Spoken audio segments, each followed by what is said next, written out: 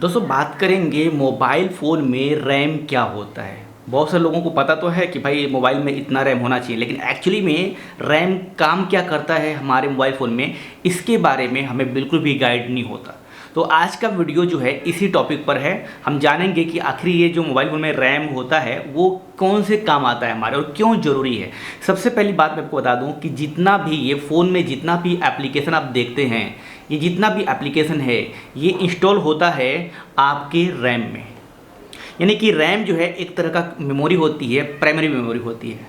आप अपने mobile phone में जो इंटरनल मेमोरी होती है या फिर जो है एसडी कार्ड होता है या मेमोरी कार्ड, उसको फॉर्मेट कर देंगे तो भी आपके मोबाइल में आप देखेंगे तो ये जो एप्लीकेशन है वो उसमें आपके मोबाइल फ़ोन में रहता है।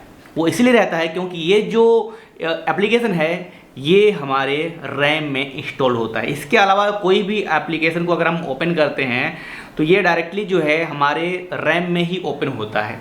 ठीक है, अगर रैम कम रहता है तो उस मोबाइल फ़ोन में कोई एप्लीकेशन या कोई ऐप को ओपन करेंगे तो बहुत धीरे धीरे धीरे धीरे स्लो ओपन होगा।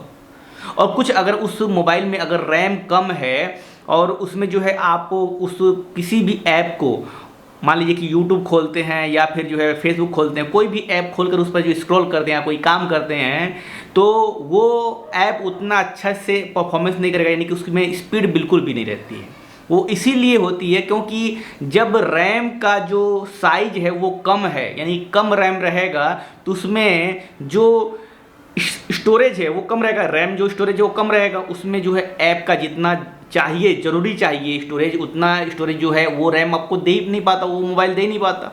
और इसलिए वही ऐप उस मोबाइल फ़ोन में स्लो जो है उस ऐप को मेमोरी देता है और स्लो जो है वो काम करता है। इसलिए आप देखते होंगे कि वही जो फेसबुक ऐप है, वही जो यूट्यूब ऐप है, किसी फ्लैगशिप स्मार्टफोन में, कोई बड़े महंगे फ़ोन में जिसमें ज़्यादा रैम है, 12 GB है, 8 GB है या फिर 32 GB रैम है, उसमें वही एप्लीकेशन बहुत तेज़ी से चलता है। लेकिन किसी मतलब ऐसे रैम है जिसमें 4 GB रैम है या फिर 8 GB रैम है या फिर 6 GB रैम है, ऐसे मोबाइल फ़ोन में वही एप्लीकेशन फेसबुक और यूट्यूब या फिर इंस्टाग्राम बहुत ही स्लो चलता है। उसका कारण ही यही है। इसलिए कभी भी मोबाइल फ़ोन अगर आप लेना चाहते हैं, खासकर काम करने के लिए, जैसे कि मोबाइल पर वीडियो बनाना है या फिर गेमिंग करना है, मतलब आपको कुछ हाई लेवल का टास्क करना है, तो आपको रैम के बारे में ज़रूर सोचना चाहिए कि आपके मोबाइल में पर्याप्त रैम होना चाहिए ताकि आप मल्टीटास्किंग कर सकें। वरना अगर कोई चाहता है बेसिक सा गूगल क्रोम खोलना, उस पर सर्च करना, उसके लिए भी कम से कम 6 GB 8 GB का रैम होना जरूरी है आपके मोबाइल फ़ोन में। अगर नहीं रहेगा तो आप बहुत अच्छे से कुछ भी इंटरनेट सर्च नहीं कर सकते।